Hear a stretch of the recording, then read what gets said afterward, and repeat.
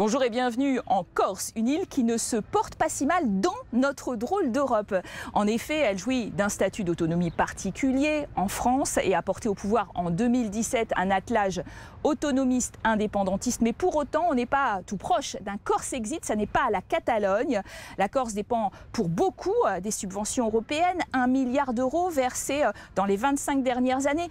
42 millions d'euros par an ces derniers temps au titre de la politique régionale, sociale et du développement rural. Et puis il y a la politique agricole commune qui, avec sa grande réforme de 2015, a triplé ici même en Corse pour passer à 36 millions d'euros par an. Les autorités y tiennent d'ailleurs beaucoup.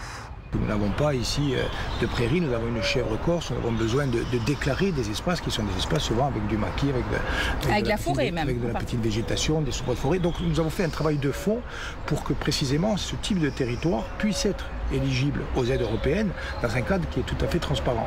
Il va falloir le faire valider à nouveau dans le cadre de la nouvelle PAC et faire prendre en compte ces spécificités. Après, s'il y a des abus ou des dérives, nous on est prêts à discuter de tout.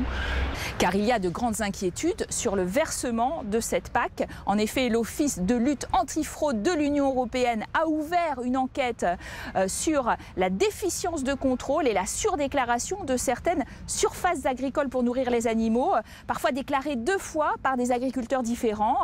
Alors voilà de quoi fâcher les Corses avec Bruxelles. Et pourtant, la saison estivale est d'habitude plutôt une saison de réconciliation dans la lutte solidaire contre les incendies. Le problème qui est posé à cette forêt avec le réchauffement climatique, c'est la pérennité de son existence.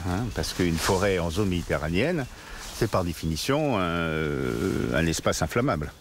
L'an dernier, 600 feux ont brûlé 8000 hectares, mais les Corses ont pu bénéficier du mécanisme européen de protection civile, c'est-à-dire demander de l'aide aux Canadair italiens quand les Français n'étaient pas disponibles. Et puis ils ont aussi obtenu des sous à la fois des autorités nationales et européennes. C'est aussi ça, la solidarité dans notre drôle d'Europe.